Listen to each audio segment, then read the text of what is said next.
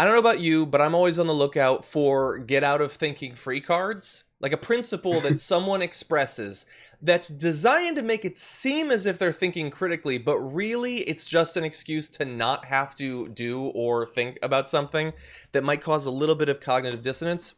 So I have an example of that. This is Brian Kilmeade. Brian Kilmeade is one of the hosts of Fox and Friends and thus one of the most powerful people in media on the entire planet. And here is what he had to say about mask science. Wow, Doctor, appreciate it. And that's part of the reason why in the beginning we were told not to wear masks, and we were told it didn't work by the Surgeon General and not to do it. And then we were told, Dr. Fauci, we should do it only if we feel sick. And then last week we're told it actually should help you not get sick, contract the virus, or give the virus. So I would just love for the medical professionals to get on the same page and to be a lot less confusion amongst the Americans. That wasn't a video I'm playing you from 3 months ago. That was, I believe, this morning? Within the last 24 hours, anyway, I believe this morning. And he said, well, early on they said we don't need to wear one, which is true. Some doctors did say that very, very early on.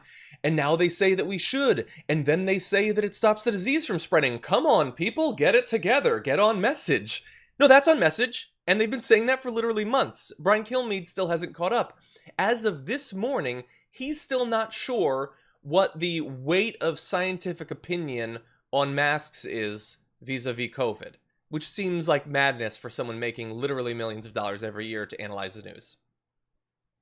Yeah, I mean, I appreciate you, John, for many things. One of them is your kindness and stepping up to the point and saying that there's virtually no way that someone who has this kind of level of resources can honestly deep down believe half the stuff he's saying, or even like the stuff on the mask. It's just like, it's a form of riffing, I guess. It's like you're on the show, you have this like nice set, you're performing this dance of trying to give the best possible arguments for nonsense. I mean, yeah, I mentioned earlier, like the WHO is one organization that definitely could do a lot better in this whole coronavirus pandemic. And there is definitely a way that it could have been emphasized by news outlets, by medical professionals, that welcome to science. Science, when we're learning something new, is often messy, and we hear different things from different places, especially in the beginning. It's really messy. And so if you hear conflicting information, that doesn't mean it's politicized and someone's lying to you like everyone else is.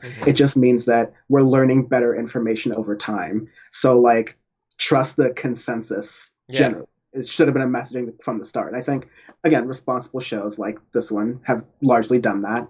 But because there's this middle ground out there, people like Kilmeade are able to make millions of dollars lying to people. Yeah, you're 100%. He's 100% right. He makes so much money. But like he obviously knows. And think about it. He's best case scenario. He's saying, well, if you were wrong before and now you're right. Oh, gotcha. I don't have to wear a mask because at one point you were wrong. It's like, well, you know, when I was standing in my living room and I was spraying a fire extinguisher around, you said that that was stupid. Now there's a fire and you want me to use the fire extinguisher? Come on, figure out what you're telling me here.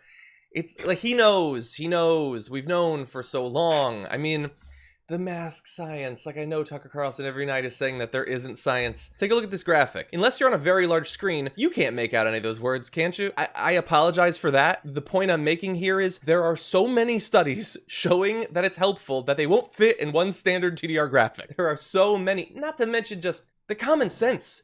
It's a germ. It's in your body. You breathe out things. Germs are one of the things that can be breathed out. You don't want to spread it to a person, right? And if someone does breathe it out, you don't want it to go into your mouth, do you? So you wear a mask. How many times have we heard common sense invoked by conservatives over the past few decades? And we have to convince them that it's common sense that it's a bad thing to spread germs.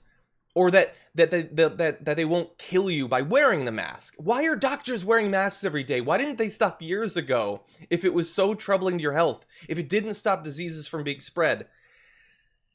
I'm losing it every day. They're the party of like, protect yourselves, protect your family, protect like all the people around you, and do whatever you can to get that protection, even if it involves buying weapons that kill people. But you won't even put a piece of cloth on your face.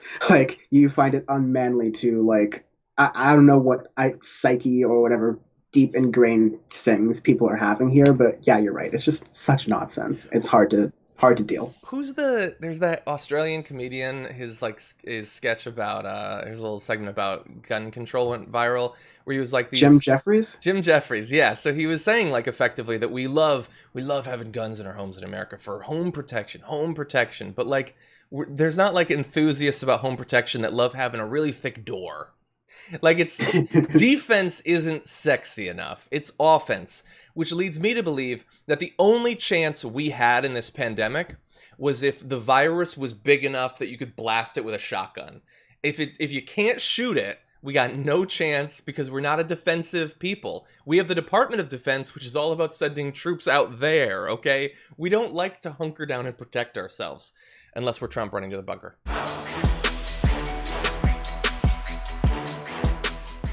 Check out the Damage Report podcast each day, wherever you get your podcasts, whether Pocket Casts or Stitcher or iTunes.